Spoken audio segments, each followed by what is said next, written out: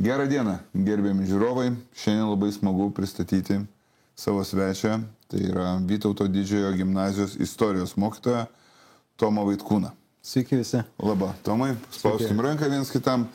Jaunas mokytojas esat. Kiek jų metų? 30. Atrodo, jaunesnis. Vis dar jaunas. Tai mokytojo profesija. Mokytojas, istoriškai, tradiciškai, įprastai mokytojo profesija yra, visą laiką man asocijuojasi su šviesa. Ne? Tokia šviesi, stipri, labai svarbus darbas. Nes mokytojai gali daryti įtaką žmonėm.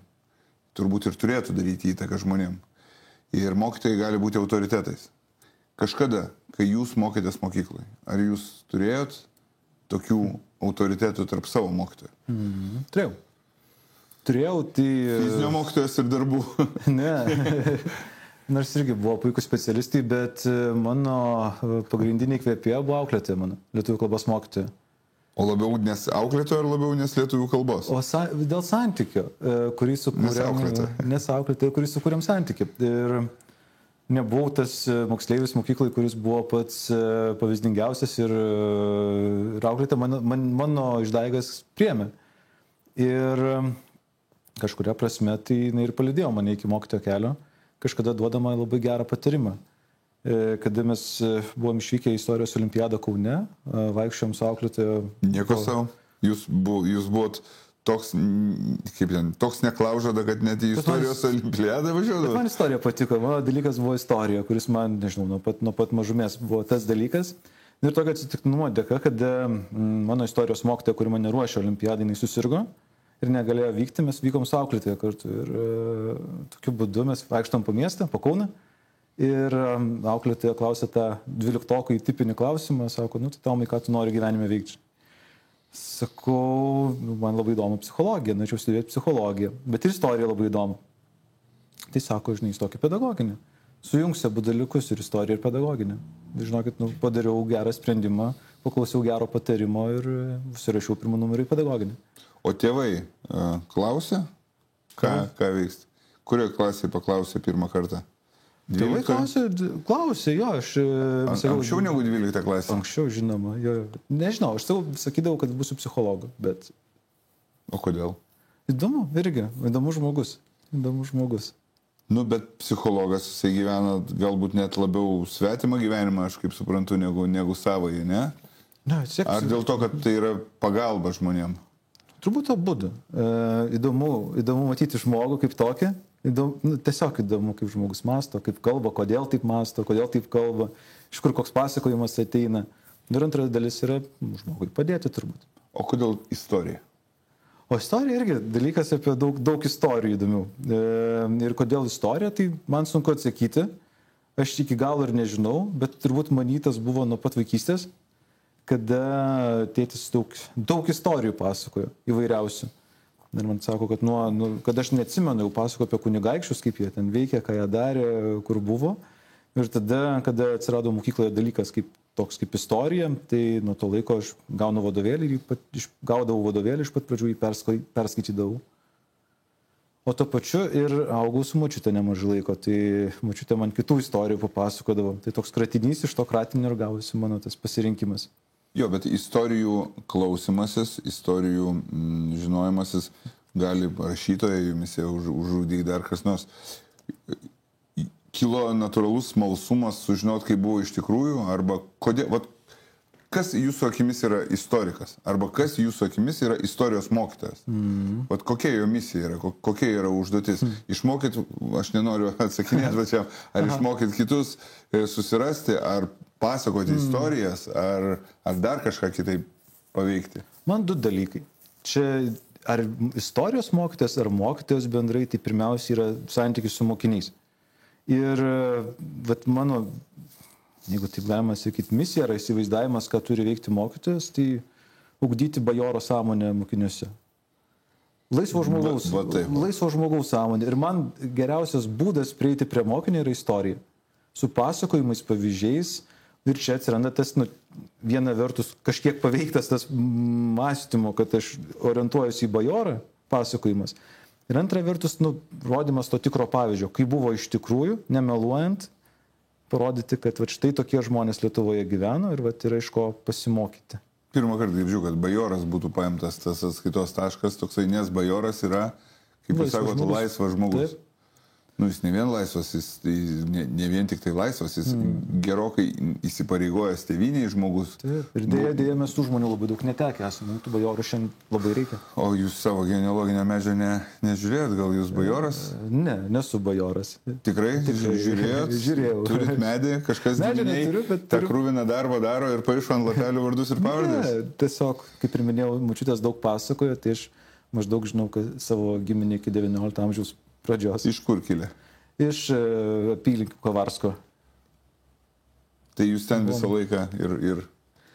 Taip, buvo iš valstiečių šeimos, bet irgi, vat, mano prosenelis irgi vardu Tomas, jis turėjo irgi tokią, nežinau, švietėjišką, nešvietėjišką misiją, dėl to šio vardą turiu. Tai susirinkdavo kaimo žmonės ir jis vesdavo Liepos mėnesį į atlaidus tokį žygį turėdavo, tai vat, nuo Kavarsko iki Vilniaus ateidavo pėsčiomis per 3 dienas ir po to grįždavo atgal. Tai dėl to man žygiuoti irgi patinka. Prašau, tai čia gerai, o ne mokykla, kokie jūsų hobiai dar, bet be to, kad jūs biškį į šoną paeikim? Žygiuoti, žygėjus, taip, ir bėgikas. Kai pavargstat bėgti, tada einat? Taip. Ar kaip? O kiek esat nubėgę daugiausiai? Kol kas pusmaratonį, o... Kiek senai bėgiojat? Man čia dabar aš iš pavydo šneku, nes... Senai, šiaip senai, bet su pertraukom, tai tokio tęstinumo ir yra, ir nėra. Šiaip bėgioju gal nuo kokios 12 klasės, o štai praeitą vasarą pirmą pusmaratonį įvykiau. O šitą vasarą žadu maratoną. Sunku? Ne. Reikia specialiai ruoštis? Taip. O galima būti protingų žmogum nebaigus mokyklos? Galima. O kaip tai padaryti? Mokytis. Mokytis, nu jo, šiais laikais yra galimybė visokiausia. O tai kam tada reikalingi mokytojai ir mokykla? Kad nepasimest. Šiandien, kai mes turim tokią gausą visko, turim technologijas, turim daug pavyzdžių, daug autoritetų, kurie gali būti geri, kurie gali įkvėpti ir iškvėpti. Ir iškvėpti ir atimti dėmesį iš tavęs, atimti laiko tavo ir paklaidinti. Tai man atrodo, mokykla kaip tokia institucija, viena iš nedaugelio mano galva likusių, tai mokykla, bažnyčia, kur galima kažką apie vertybės kalbėti, tiesą pasakius. Jūs tikintis, kaip suprantu, ne? Aš taip, tikintis. O jūsų tikėjimas remiasi tradicinė tikėjimo, reiškia, mokykla, ar kaip šiais laikais? Pavyzdžiui, nereikia šnekėti apie kitus. Aš esu irgi tikintis žmogus, niekada to neslėpiau, viskas yra taip, bet bažnyčia mano gyvenime neužima labai ypatingai svarbios vietos, nes kažkaip aš išgirstu iš švento rašto, kad Dievas yra kiekviename mūsų ir man to, kaip sakant, aš galiu pasibūti bet kur būdamas. Bet man patinka karts nuo karto tiesiog nuvažiuoti į tas vietas ir pabūti su tokiais pačiais bendrami, tiesiog pabūti. Tai va, o jūsų gyvenime, nes jauno žmonių, netiek daug turbūt jaunų žmonių. Man 2 dalykai bendruomenė, ir vis tiek ateimas į bažnyčią, vis tiek tai yra vieta, į kurią gali ateiti. Tai 2 tokie pamatiniai dalykai. Na taip. Ir padeda orientuotis gyvenime. Nes mokytojas pasirodo irgi žmogus, jam irgi reikia mokytojo. Turbūt, kad taip. Turbūt, o taip. Reikia. O jūs turite tokį, jūs pats turite autoritetų, dabar jau ne apie mokyklą kalbam. Jūs turit į ką orientuojatės gyvenime, nežinau, kas yra jums svarbus žmonės, arba, nežinau, ryškiniai, dar kažkas. Taip, vienareikšmiškai, tai kiekvieną dieną, tai žmona be abejo yra mano pagalbininkė ir keliauninkė. Kalbant apie žmonės, kurie padarė įtaką didelę gyvenime, tai 2 išskirčių. Tai vienas jų Leonidas Donskis, jo knygos raštai, kurie irgi formavo tą santykių atvirumą. Kitas Adolfas Ramanauskas Vanagas. Jo dienoraščiai irgi 12 klasėje pakliuvė į rankas, man padėjo susiorientuoti, kas ir kaip. Na taip, čia jūs stipriai. O be abejo, kad gyvų žmonių, tiesa, ne vien tik tai knygos autoritetai, bet ir gyvi žmonės, tai ta pati auklėtoja, kuri irgi parodė, kad kokių gali būti kelių arba praktikos vadovė, kuri man irgi parodė, kaip galima būti mokytojų, žodžiu, kokiu būti. Bet praktikos vadovė ir jūsų auklėtoja yra neskirstykim, bet vis tiek senesnės kartos pedagogai. Ne? Aš jo, vyresnės jau. Jo, ar jie, jie gali patarti dabartinės mokyklos mokytojui? Taip. Gali. Vienareikšmiškai. Taigi patirtis irgi nesimėtų, ne? Nu, ta prasme, patirtis, kurią mes kaupiam, tai amžius kaip tik, man atrodo, prideda kažkokio tai žinojimo, tikrumo, lyginant, vien save galiu lyginti, kas buvo prieš 7 metus, kas yra dabar, tai patirtis savo daro, palengvina. Bet keitėsi juk mokykla ir mokiniai keitėsi, ir mokytojai keitėsi, ir viskas keičiasi. Ar senesnė karta turi ką perduoti, mokytojų karta turi ką perduoti jaunesniai mokytojų kartai? Taip, žinoma. Tai kas yra tie dalykai, kurie nepasikeitė ir kurie vis dar yra vertybė? Vis tiek visi stovim prieš klasę kartu su mokiniais ir mokomės. Tai ar tai būtų 2025 metai, ar tai būtų 1025 metai, vis tiek tai yra santykis, kurio tu turi rodyti, kad ne pats dalykas yra svarbus, bet pats, kas iš to dalyko pasiemama, kokią tu mintį išsineši. Tai, man atrodo, mintį perduoti yra mokslas ir yra menas, tai vat, to meno ir gali perduoti vyresni mokytojai. Čia toks viešo kalbėjimo. Man tai vienas baisiausių dalykų mokykloje buvo, aš neidavau atsakinėti prie lentos, nes aš esu introvertas ir man nepatinka žmonės ir aš nemėgstu būti tarp žmonių ir aš dar esu ožiaragis. Tai buvo didžiausias man peilis, kai mokytojai liepdavo. Aš dažniausiai sakydavau, rašykit 2, aš 5 balį mokydavau, bet prie lentos neidavau, nes man pakelt akis į klasiokus, tai buvo kažkas tokio. Bet aš turėjau savo kelią, muziką ir lipimas į sceną mane, kaip galima būtų sakyti, išgydė, jeigu tai būtų liga, bet tai ne liga, bet paskatino mane keistis. Tada reiškia, atsirado didysis klausimas, drąsa ar baimė. Ar mano norėjimas groti yra stipresnis už mano baimę kalbėti viešai. Ir gavosi, kas gavosi. Man irgi panašiai, kad aš nebuvau tas šnekorius, kuris labai lengvai ateitų ir papasakotų didelį auditorijai kažkokį pasakojimą. Ir dar studentų laikais, kada mokiausi, irgi reikėjo sakyti viešą kalbą, ėjau į studentų parlamentą, reikėjo save pristatyti, tai buvo tokia gėda, mane užtarė kitas draugas iš auditorijos, įsivaizduojat. Kodėl visi žiūrėjus ir sakė, šitas žmogus turbūt mažai kalba, bet daug daro. Jo, bet jis neprakalbėjo, tai irgi, tas laikui bėgant pasikeitė ir tą džiugu matyti. Kaip manot, ar jūs pats savo mokiniam būsite autoritetas ir figūruosite jų prisiminimuose? Nežinau, sunku atsakyti šitą klausimą. Reikia klausti mokinių pirmiausiai. Tai aš Jo, bet gerai, tada kitaip paklausiu. Kas, kaip manot, įtakoja autoritetų mokytojų tarpe, autoriteto atsiradimą? Kokiu turi būti mokytojas, kad mokiniai jį gerbtų? Neignoruoti mokinio žmogiškumo. Taip, mokytojai dirba darbą, taip. Ir tai yra absoliučiai normalu. Bet aš tai manau, kad mokytojai vykdo misiją. Aš man jau kuo toliau, tuo labiau gyvenime atrodo, kad mokytojai nebedirba darbo, o vykdo misiją. Nežinau, man... Praeina atranką ir vykdo misiją. Ir tokia netgi specialių operacijų. Man 2 dalykai šitoje vietoje yra. Tai viena vertus, kai pasakai misiją, ne kažkokį tokį duodi didelį krūvį, tai mokytojai gali lūžti. Šitoje vietoje ne visi misiją atlaiko. Bet ar visi gali būti mokytojais? Nežinau, bet jeigu mes nuimtume misiją ir pasakytume, kad tai yra ir darbas tuo pačiu, ir darbą reikia daryti gerai, tai keistų truputėlį požiūrio kampą, man atrodo. Jūs norit, kad būtų lengviau jiem, ne? Žiūrėkit, kažkas neišeina namie, tai ką, mokykla ištaisys. Tai kartuoja iš naujo. Turbūt. Bet sakau, tas užkrovimas ne pagal galimybės arba ne pagal tikrovę, man atrodo, tai tas iškreipia patį vaizdą tiek visuomenės įmokyti, tada mokytojai net laiko lūžta ir palūžta ir taip toliau.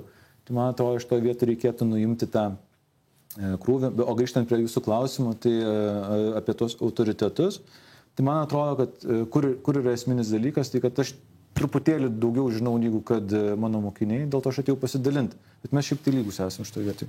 Mes tiesiog dalinamės tuo, ką turim. kartais mokiniai atsineša tokių žinių bagažo, kad eina savo. Tai pasikalbėkime apie žinias ir jūs sakot, ateinant truputėlį daugiau žinodamas.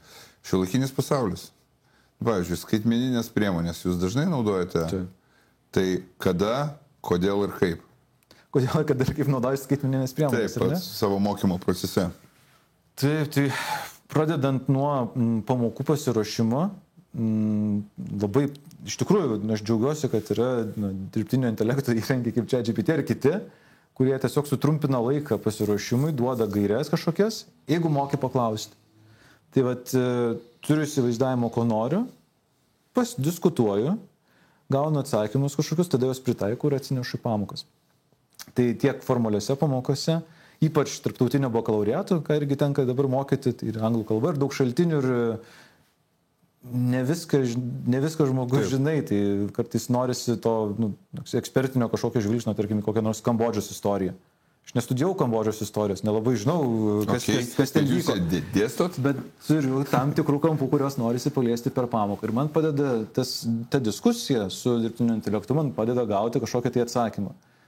Jau išdiskutavęs su kažkuo, aš galiu ateiti ir bandyti rasti tų sąsajos taškų su istorija. Ne? Reikia Kinijos istorijos, bet Kambodža, Vietnamas, taip toliau. Ir per tai formuoti pasakojimą. Tai man tos technologijos jas nemaišo.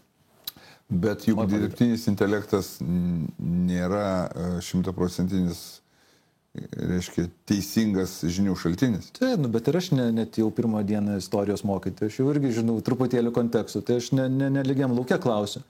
Gerai, pasirengimas, o su moksleiviais, kas gal kažkur tai yra, nežinau, kažkokius interaktyvius pamokų vedimo būdus turit. Jūs jiems iš vis telefonus leidžiat naudoti? Leidžiam. Gimnazijų tikrai taip, pro gimnazijų ribojama. Pamokos reikmėm, ne tai, kad ten savivertė arba saugumui, bet kaip pamokos įrankį naudojat? Žinoma, tai kodėl naudoti gerą įrankį? Tai yra sistemos, kuriuose tu gali talpinti šaltinius, klausimus, testus, daugybę dalykų. Ir anksčiau, dar man teko irgi 2019 metais, kada pradėjau dirbti, tai turėjau sukaupęs per 2 metus darbą, sukaupiau milžinišką papkę popieriaus. Prasme, viskas užduočių, testų, kontrolinių žemėlapių. Bet visą tokį, kur tu pamokos pradžią išdalini šaltinius, po to susirenki, susidedi į papkę, suarchyvuoji, viską padedi. Dabar to nebereikia, yra sistema, į kurią gali kelti atskanuotą lapą ir tame lapė yra tai, ko reikia. Tai mokiniai gali tiesiog pasijungti telefone, prisijungti ir turėti. Suprantu. Šalia vadovėlio priemonių, kai tu vis tiek, šalia tradicinės pamokos, kada bandai dėstyti teoriją, kada vykdai įgyvendinam kartu užduotis, atsiranda dar šalia kita alternatyva, kuri sutaupo vietos paprasčiausiai ir laiko. Kiek jūs naudojat istorijos vadovėlio, o kiek alternatyvių savo informacijos šaltinių per pamoką? Vėlgi, kadangi visko žinoti žmogus negali, o gali tiesiog pasimti protingų žmonių, kurie yra padarę, tai tas temas, kurių, tarkim, šiandien ką tik vedžiau pamoką prieš kokį gerą pusvalandį apie Lietuvos didžiosios kunigaikštystės kraštovaizdį. Upeivystę, miškus, miškininkystę ir kaip tai keičiasi laikė. Istorijos Jis gerokai atsinaujinusios jo programos. Tai kadangi šitos temos nesu specialistas, turiu labai gerą draugą, kuris pasakoja apie upės ir keliavimą upėmis, bet vadovėlį šito vietoj man padėjo. Kas toksai? Rimantas Bedulskis ruošiasi dabar disertaciją gintis. Tai aš kažkokį pasakojimą turiu, kažką galiu nuo savęs pridėti, kažką rašo šaltinį, atrinkti specialistų, kažką rašo vadovėlis. Tai jau mes turim 3 pasakojimus mažiausiai. Plus visi plaukia baidarėmis, yra 4 pasakojimas čia. Bet jūs tą darot gyvai. Ne dirbtinio intelekto pagalba ir ne prezentacijų pagalba kažkokia. Ne, dar kaip aba netapome, kad... Bet o pats kaip jūs matot ateitį? Jeigu būtų taip, kaip jūs norit, tai būtų daugiau bendravimo ar daugiau dirbtinio intelekto visame mokymo procese? Aš vis tiek istorikas, tai žiūrėsiu praeitį pirmiausiai ir visai netolimą. Tai 2019-2020 tai yra COVID metai, kada turim nuotolinį ugdymą ir kažkuria apimtim atsirado tarp žmogaus, tarp mokinio ir moksleivio technologija. Ir visi sakė, kad viskas, ugdymas net prieš COVID Visas ugdymas turi pasikeisti, čia dirbtinis intelektas, visa kita technologijos to ištums mokyti ir ką parodo COVID, kad to santykio labai reikia. Nes, o kame jūs įžvelgia tai, kad COVID parodė, kad santykio labai reikia? Nes kai moksleivis pradeda mokytis, jisai išžengia į tą beribę seną dalykų. Ir šitoje vietoje reikia tos rankos, kuri paimtų ir truputėlį pavestų, sakytų, čia įdomu, čia svarbu, čia reikia, ne? Mokinys sako, man čia svarbu, čia įdomu. Ir tada tokiu būdu neužmuši mokinio noro domėtis toliau, judėti toliau, nes tu būni šalia. O technologija kažkuria prasme ir padeda, bet to pačiu, ką mes matėm COVID metu, tai sunku buvo susirinkti mokiniams save ir būti pamokoje. Apskritai toks, tai reiškia, buvimas namuose, čia gal vėlgi vidinių žmogaus vertybių ugdymo klausimas, bet ar įmanoma reikalauti iš jauno žmogaus, kad jis čia būtų tobulas žmogus, turėdamas visas vertybės ir disciplinuotas, motyvuotas dar visoks. Jaunas žmogus yra jaunas žmogus, jis eina ten, kur jam yra įdomu. Bet dirbtinis intelektas kaip reiškinys šiuolaikinėje mokymosi sistemoje, tai nuotolis ir dirbtinis intelektas nebūtinai yra tas pats, čia biškai galbūt skirtingi dalykai, bet dirbtinis intelektas gali pasakyti mokytojui, žiūrėk, pasitrauk, kam tu? Nes 1000 milijonas milijardas pasaulio mokslininkų uždavė klausimus, suformavo jį, suteikė prieigą ir informaciją, kuri gali kardinaliai šiaip kirstis tarpusavyje, nes kokie nors ten, žinai, rytų kaimynai turi savo istorijos suvokimą, mes turim savo tikrąją tiesos, reiškia, žinojimą. Ir sako, dabar aš dėstysiu, dabar aš sakysiu, kaip yra. Ir tada mokytojas, kas tik tai prievaizdas, net nežinau, iš tikrųjų, netgi informaciją susirinkti vaikai patys gali suprasti, kaip tiesiog reikia užduoti klausimą. Tai kam? Tai man du dalykai irgi iš karto mintis ateina, tai tas pirmas klausimas, kuris taip skamba, kad mokytojo nebereikia, mokytojų pasitrauk. Man atrodo, tokių dalykų būta ne kartą, kai 18 amžiaus apšvietos epochoje jau sako viskas. Mokytojo nebereikės, mes patys kažkaip iš savęs nebūsim. Kaip jie iš patys? Bet 18 amžiuje mokytojo poziciją turėjo užimti kitas mokytojas, nebent ten viršaitis, seniūnas, senelis, dar kas nors. Bet aš turiu turbūt galvoju, klausimo senumą, tai man atrodo, kad klausimas senas irgi. Nėra kačių dienų, kad mokytojų pasitraukia, nebereikia mums. Daug istorijų epizodų buvo, kur seną pastatysim, seną sugriausim, naują pastatysim ir panašių dalykų yra buvę. Bet senovėje, kaip sakant, tas alternatyva negalėjo, būdamas iš mėsos ir kaulų, vėlgi visiems visko pateikti. O dabar prigimtis pasikeitė. O dabar tarp mūsų, reiškia, arba prieš mūsų veidus visada yra telefonas. Ir tenai pas kiekvieną asmeniniam telefone gyvena mūsų asmeninis mokytojas, jeigu mes to labai norėsim. Duoti erdvės reikia tokiu atveju. Duoti, pasižiūrėti, leisti, suteikti erdvės pasisakyti, suteikti erdvės pasitikrinti, ir pačiam pasižiūrėti, nesakyti, kad dirbtinis intelektas ir tų technologijų naudojimas, tai būtų kažkoks toks blogis ir sakyti, ne, jūs negalite naudoti, ten, žodžiu, pasidėkite telefonus, jokių, žodžiu. Dirbtinis intelektas pamokoje, jisai gali egzistuoti kaip pasitikrinimo priemonė, kaip žiūrėjom, bet žmogiškas santykis yra lygiai toks pats svarbus, turbūt svarbiausias. Tas mokytojų buvimas visame tame procese ir yra žmogiškojo santykio atsvara, kur ta pedagogika yra informacija, kas gali būti ir technologijos, ir knyga, ir vadovėlis, ir kas nors, ir yra žmogiškasis faktorius, nemažiau svarbus, reiškia, nes mokytojas turbūt atlieka ne tik to nuorodos, bet ir, nežinau, tokio psichologinio, emocinio gyvenimo mokytojo vaidmenį tam tikrą prasme. Nes kaip bebūtų jaunas žmogus, jis dar tik tai ateinantis į savarankišką gyvenimą, kuo jie save belaikytų. Ta prasme, kaip jie ten už mokyklos ribų begyventų, bet atsakomybės prasme visą tai prasidės tik tada, kai jie baigs mokyklą ir jie tada tikrai bus atsakingi už savo gyvenimą, už savo artimųjų gyvenimą, dar kas nors. Ir mokytojas yra tas laidininkas arba, aiškiai, kuris jiems suteikia tų pasąmoninių, net kartais žinių. Kaip jūs išlaikot balansą tarp ten, kur jūs ir ten, kur skaitmeninės technologijos? Geras klausimas. Iš tikrųjų, Man atrodo, kad svarbu yra vėl, aš grįžtu, bandau mintimis nukeliauti klasę ir bandyti pritaikyti, ką jūs ką tik sakėte. Tai man atrodo, kad per kažkokį klausimą, per prieimą, tai vėl turi šią akimirką, įsivaizduokime pamoką, ar ne, mokiniai ima kažkokią tai temą, mokosi, ar ne, tai yra ir vadovėlis, ir technologija šalia. Ir tu bandai surinkti kažkokį tai normalų pasakojimą. Šitame postmoderniame laike, kai yra daug pasakojimų, kur yra tiesa, neaišku, kuris pasakojimas, kur geresnis, kuris negeresnis, ir tada pradedi eiti nuo žinios kažkokios, nuo fakto, ar tai prie fakto interpretavimo, prie kritinio mąstymo, prie šaltinių kritikos, pradedi klausti klausimų, kurie jau yra, ne apie istoriją, bet meta istorija. Tokiu būdu aš kaip labiau pasiruošęs žmogus šitoje vietoje, aš galiu uždavinėti tos klausimus ir jaukti jauno žmogaus smegenis, kuris mato vieną ar kitą šaltinį, vieną ar kitą tekstą, vieną ar kitą pasakojimą, savo šeimos atsineštą pasakojimą. Čia sunkiausia yra. Kada moksleiviai turi kažkokių keistų pasakojimų apie tarkim, sovietmetį ir kodėl ten taip ir anai buvo ir taip toliau.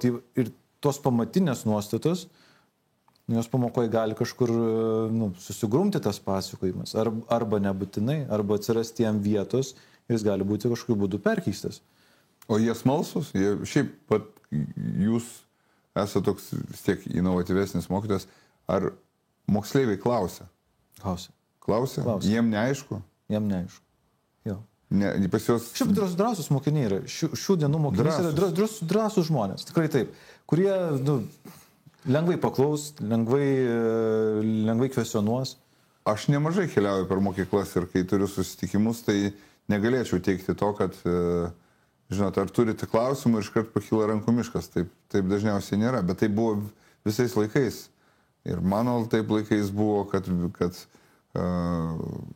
mažoje erdvėje būnant, reiškia, bendrajame yra vienaip, o kai tu esi viešumoje yra kitaip. Jūs keliautojas, o dar norėjau paklausti, gal organizuojat kaip alternatyvą savo mokiniam kažkokias istorinės išvykas po istorinės vietas? Keliausim šitą savaitgalį kaip tik į Bezdonis. Geras, papasakokit man, kaip aš gyvenu ne taip toli nuo Bezdonių, bet nieko apie Bezdonis nežinau, išskyrus tai, kad kiekvieni metai turiu tradiciją eiti pėsčiomis iš savo namų į Gedimino kalną per gimtadienį, tai aš Bezdonis praeinu. Gal kažką turėčiau aplankyti ir aš. Labai patogu, kad yra geležinkelis. Tai smagu su mokiniais pirmiausiai nukeliauti į kažkokią tai vietą. Ir šalia istorijos dalyko, tai dar su moksleiviais turim tokią mokinių tarybą. Mokinių tarybą ir aš esu atsakingas ne už pačią mokinių tarybą, bet už tos komandos formavimą. Ir man žygis yra gera vieta pasižiūrėti arba sukurti sąlygų, kur mokiniai gali pasitikrinti, sušlapti kojas ir kaip tada sušlapiam kojam žygiuoti yra. Arba, žodžiu, tai man tas patinka. Tai dėl to keliaujame į Bezdonis, o Bezdonis tai yra vieta Tai jūs atvažiuojate traukiniu į Bezdonis, nekeliaujate? Taip, mes atvažiuojam traukiniu, padarom žygį ir grįžtam atgal į Vilnių. Kiek kilometrų? Šį kartą nedaug, iki 10. Gerai. Ir... Kaip tas procesas vyksta, kaip jūs ruošiat vaikus žygiui, apie ką jūs jiems pasakojat? Aš nuvažiuoju į Bezdonis, apeinu, susidarau maršrutą, kaip aš eisiu. Jūs keliausit miškais ten aplinkui, ne? Keliaisis, taip. Ir atsiranda keletas istorijų, kažką esu girdėjęs studijų metu, kažką perskaičiau, kažkuo dar papildomai pasidomėjau. Pavyzdžiui, išlipsime Bezdonių traukinių stotyje ir papasakosiu istoriją, kodėl Vilnius neturi tramvajaus. Nes neturi pinigų? Nes pinigai, kurie buvo skirti tramvajai, jie buvo pavogti. Aš Josifo Pilsudskio, kuris tuo metu užsiiminėjo revoliucijomis ir tos pinigus, kurie buvo skirti Vilniaus tramvajui, jos pavogė ir panaudojo revoliuciniai veiklai. Taip. Ir sėkmingai Lenkijai šiuo atveju. Taip. Supratau, dėl to jie turi tramvajų, o mes tramvajus neturim. Gal nepriešinkim, bet tiesiog mes neturim tramvajus ir traukinių stotis, nuo kurios mes galim pradėti kalbėti apie kažkokį tai konkretų įvykį, po to apie jungti kažkokią, tai, kad galima šitą traukinių stotim galima nuvažiuoti per Latviją, Estiją, per Vilnių, iki pat Varšuvos. O pats žygis, nežinau, kad eiti, tai reikia batų, reikia vandens, reikia tam tikrų dalykų. Jūs mokot tai, jūs kalbatės apie tai, vaikai šiaip daug dalyvauja? Šiaip iki 15-20 mokinių susirenka šeštadienį, tai Tai nėra labai daug. Tai nėra labai daug, tai nėra masinis žygis, bet tam, vadinkim, branduoliui mokinių tarybos to užtenka. Ir kol kas tai vis tiek dar... Čia tik tai taryba? Mokinių tarybai, taip. Bet o kada prileisit gimnazistus? Tai... Ne bajorus, kada prileisit? Visi bajorai ir visi laisvi, bet esminis dalykas, kad kol kas kuriasi dar tradicijos. Mokykla šitoje vietoje man ir patinka kažkuria prasme, nes dalykui, projektui kažkam įgyveninti, idėjai įgyveninti reikia laiko. Kad jinai prigytų, turėtų kažkokio tai... Man labai nepatiktų sakyti, kad eikit visi dabar į žygį, einam čia iš pamokų, imkit va sąrašą, pasirašykit. Man patinka, kaip žmogus pats ateina. Savo norų laisvai. Ir man masiškumas nėra kriterijus. Kriterijus yra... O ko reikia, kad žmogus pats ateitų? Nes mes dabar atsakinėjom klausimą ne tik, kad ateina į žygį, bet ateina į visus tokius vertybinius dalykus. Tai ko reikia, kad žmogus ateitų? Geras klausimas šitas. Nežinau, pasitikėti, nežinau. Gal reikia pavyzdžio? Aš dabar irgi čia, aš nežinau atsakymo lygiai kaip ir jūs, bet bandau supratau. Gal reikia žmonių, kuriais pasitikė, geros bendrijos, reikia jūsų atveju reikia drąsaus mokytojo, nes žygis jum yra ne tik, pavadinkim, grubiai dabar pasakysiu, darbas, ne? Ne darbas čia. Čia jūs laisvalaikiu greičiausiai visą tą darot. Bet jum tai uždeda ne tik laiko atėmimą, kaip sakot, laiko trūksta, tai ir atsakomybė uždeda. Juk jūs esat atsakingas visą tą laiką su to, kas viskas vyks. Tai reikalingas drąsus, iniciatyvus, reiškia plačiai mąstantis žmogus, darantis tai dėl ko? Kodėl jūs tai darot? Nes man reikia laisvoto žmogaus prieš akis, kad jis patirtų. Nes jūs norit juos pakeisti. Bet kodėl mokinys ateina, aš iki nuoširdžiai nežinau. Iš smalsumo gal? Gal įdomu, gal smalsu, gal nori kažką išmokti, gal nori laiką praleisti. Daug variantų. Aš turiu variantų, bet jeigu taip į klausimą... Tai gali būti, kad ten 15 žmonių, 15 priežasčių gali būti. Turbūt, kad tai. Jo, nes draugas eina ir ten, ir šiaip. Bet man turbūt pats svarbus faktas, kad mokiniai tą dieną, tas valandas būna. Turbūt kodėl čia lieka antroje vietoje, ką mes veikiam, yra tas pirmoji vieta. Štai manau, kad tokios neformalios veiklos su mokytojais ir padaro mokytojus autoritetais. Tokios veiklos ir padaro, jos išskiria iš mokytojų tarpo ir žmogiškasis santykis, kuris jūs minėjot, tai yra vienas svarbiausių dalykų, kuris yra duodamas vaikui. Bent jau mano gyvenime tai buvo, kad tik tie mokytojai, kurie žmogiškai su manimi elgėsi, liko mano atmintyje. Aš kitų net negėda, man nesvarbu, aš kitų net pavardžių neatsimenu. Bet tie keletą tokių žmonių, jie tokie iš didžiosios raidės tampa ir nešiesi juos per visą savo gyvenimą. Trumpai buvom palietę, bet kadangi mūsų pokalbis jau rytasi į nuolydį, tai ar visi žmonės gali tapti mokytojais? Aš dar kartą norėčiau užsiakcentuoti. Ar įmanoma kiekvieną? Ar tai vis tiek turi būti tam tikras savybės turinčio žmogaus, tam tikras vertybės turinčio žmogaus pasirinkimo kelias? Turbūt žinau, kada reikia nebebūti mokytojų labiau, gal šitą klausimą galėčiau atsakyti, kada nebebūti mokytojų, o pabandyti, jeigu turi ką parodyti jaunam žmogui, tai kodėl ne. Tai yra puikių programų, pavyzdžiui, renkuosi mokyti, nereali programa, kur daug žmonių su visokiausiam patirtim kelia tą patį klausimą, ar galiu būti mokytoju ir ateina būti mokytojais. Ir mano galva tampa labai gerais mokytojais. Aš irgi iš tos programos atėjau. Ir antra vertus, kada nebebūti mokytoju, tada, kada pradedi burbėti, kad čia mokykla negera, čia mokiniai tokie, anokie, čia tėvai tokie, anokie, čia švietimo sistema tokia, anokie, bet tai ne apie sistemą, aišku, ir apie sistemas, ir apie viską, bet pirmiausia apie mokymas jau čia, ne? Taip. Man atrodo, kad ta pamatinė nuostata, kada tu darai savo darbą, mano gal, teisingai ir juo džiaugiesi. Man atrodo, tai kodėl daryti darbą, kuris tavęs nedžiugina, ne? Šiaip. O mane tas darbas džiugina ir kai aš pradėsiu burbėti... Tai yra viena iš tų tiesų, kurios yra užrašytos didžiuliam raidėm kiekvieno žmogaus turbūt kelio matomiausiai vietoj, bet viena iš tų tiesų, kurių kažkodėl niekas nepaiso. žmonės tokie yra. Nu, jiem nedirb darbo, kuris tave verčia kentėti. Ir jie vis tiek jį daro. Nes yra žmonės. Nes žmonės yra patys įvairiausi. O mokiniai, mes daug šnekam apie tai, ką duoda mokytojas. Šiandien daug šnekam. Kam jisai, koks jisai, kodėl jisai, ką jis galėtų duoti. O jum, kaip mokytojai, mokiniai ir mokykla kažką davė? Duoda, kiekvieną dieną. Ką duoda? Pirmiausiai, tai aš pradėsiu, pasakysiu, tai nuo ko pradėjau, man įdomu pirmiausia.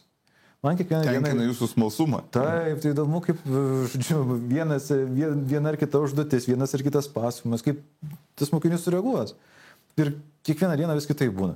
Tai ateini į darbą, tai yra kaip ir įsivaizduotum į tas pats, ne? Tas pats pamokų skaičius, tos pačios klasės, ar ne, lik ir kasdieną kartotis turėtumai, na, ar bent jau kas metus. Bet nieko panašaus, tarkim, paraleliniai klasiai vedant tą pačią pamoką, jinai gaunasi absoliučiai skirtinga. Tu nežinai, pradėdamas, kuo jinai pasibaigs. Tai be galo dinamiškas, be galo įdomus, be galo neatsibostantis darbas. Kur tu, tiesiog, tai galės vienaip susiplanuoti savo pamoką, savo veiklą kažkokią, tai, bet kur tu atsirasi, nuo įsivaizdavimo gali nutolti labai toli. Nu, arba kaip tik pasiekti tai, ką užsibrėžiai pasiekti. Čia.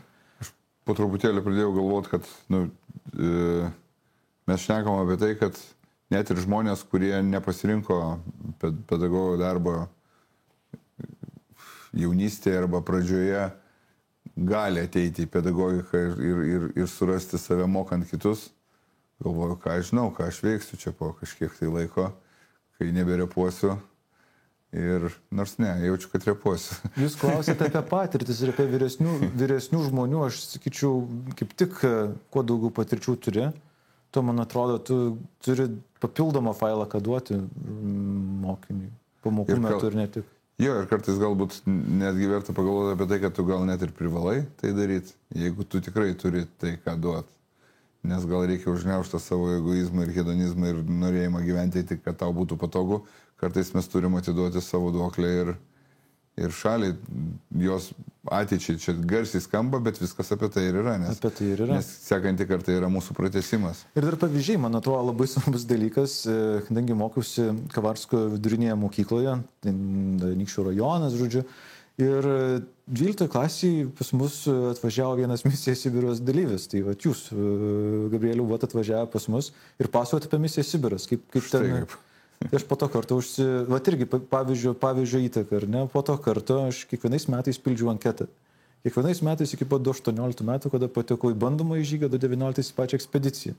Tai mane įkvėpė pavyzdys, kaip aš norėjau irgi patirti dalykus. Ir ilgainiui vis lipdėsi failas ir mano galvoje, kodėl aš noriu. Ir va taip, tokiu būdu per vieną pavyzdį tu atsiduri ten, kur tu nori. Tik tai, matas yra laikas. Tai tokį kraštinį jau tada klausimą. Labai gražiai man rutuliuojasi mūsų diskusija. Taip gaila, kad laikas turi laiką. Daug žmonių, kurie dabar ir čia svarsto, galbūt jie norėtų pakeisti, bet dvejoja. Ką jūs jiems pasakytumėt, žengti tą pedagoginę kelio atkarpą savo gyvenime ar nežengti? Aš manau, kad jeigu tas klausimas yra, tai kodėl nežengti? Klausimas sakyti. Jau yra atsakymas. Kodėl nepabandyti? Tų formų yra. Ar tai tapti ar tiesiog kursai išlyginamieji, ir įgauti pedagogo. Jeigu nesi baigęs pedagoginio, tai ne bėda. Tai ne bėda yra. Nes yra išlyginamieji kursai. Yra, taip, laipsnio suteikiančios studijos, gali studijuoti ir, užsibrėžęs tikrai bent jau praktikas patirti, pasižiūrėti. Tada yra krūva bendruomenių, kurios siūlo, kaip tapti mokytoju, tai aš tikrai parekomenduočiau, renkuosi mokyti, tai yra nuostabiausia bendruomenė, kurią tu gali gauti. Ir 2 metus gali keliauti kažkur mokyti, nežinau, bet kokį Lietuvos kraštą, kur tau pasiūlo, ir tuo pačiu turėti bendruomenę, kurią gali atsiremti. Nes šitas darbas tikrai reikalauja daug resursų vidinių, tai su bendruomenė tų resursų gali pasipildyti. Toliau įvairiausios neformalios veiklos, kur gali save rasti. Tai pirmiausiai, tai tam žmogui, kuris kelia šitą klausimą, tai tiesiog nebekelti jo teoriškai, o pabandyti praktiškai ateiti ir išbandyti. Jeigu kilo klausimas, reikia žengti žingsnį, tai yra ženklas. Tai yra taip. O jeigu nepatiks, tai bent jau pabandyti, nesigailėsi. Viskas yra patirti žinios ir irgi kažkokios tai pamokos, kurias gyvenime turi. Ačiū labai, ačiū, kad apsilankėt, ačiū labai, kad žiūrit, susitiksim dar ne kartą.